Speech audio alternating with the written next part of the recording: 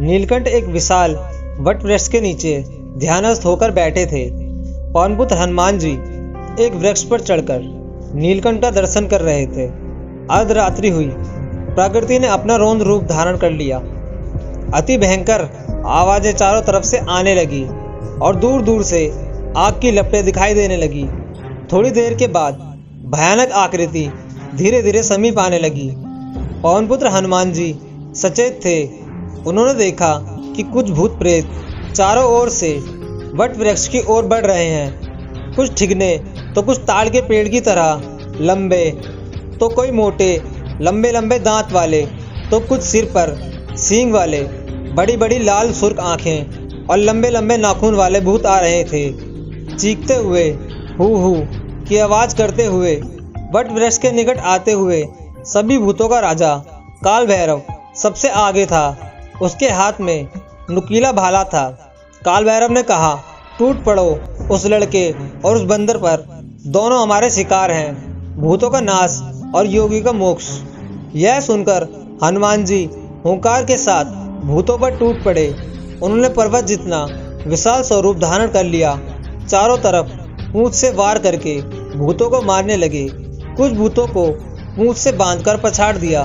One में चारों ओर चीख पुकार और भाग दौड़ मच गई। कुछ भूत भय के मारे भागने लगे, कुछ पछाड़ खाते टकराते दूर जाकर छिप गए। इस चीख पुकार और भाग दौड़ से जंगल के पशु पक्षी भी चौकन्ने हो गए। ऐसी पराजय पाकर भूतों का राजा काल भैरव क्रोधित हो गया। वह हनुमान जी की तरफ दौड़ा। पवनपुत्र हनुमान जी ने उसे एक ही छलांग में दबोच लिया। उसे अपनी पूंछ से लपेटकर पकड़ा।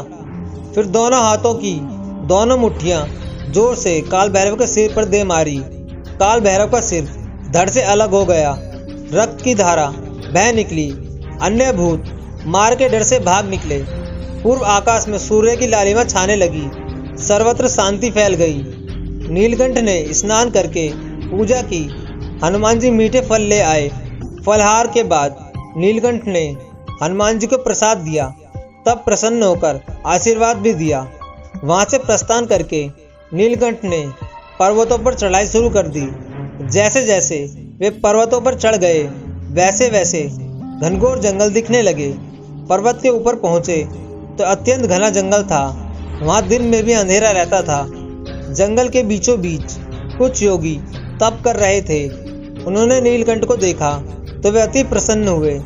उन्होंने सोचा, आज साक्षात भगवान दर्शन देने पधारे हैं। हमारी अनेक वर्षों की तपस्या सफल हो गई। उन्होंने नीलकंठ को सम्मान पूर्वक बुलाया। पर्णकुटी में रहने के लिए जगह साफ कर दी। सरोवर में साथ ले जाकर स्नान करवाया। नीलकंठ ने पूजा करके पूछा, यहाँ तो सर्वत्र जंगली वनस्पति हैं, खाने के लिए कुछ फल फूल मिलेगा क्या? सुनकर योगियों ने कहा, हमारे पास अक्षय पात्र है।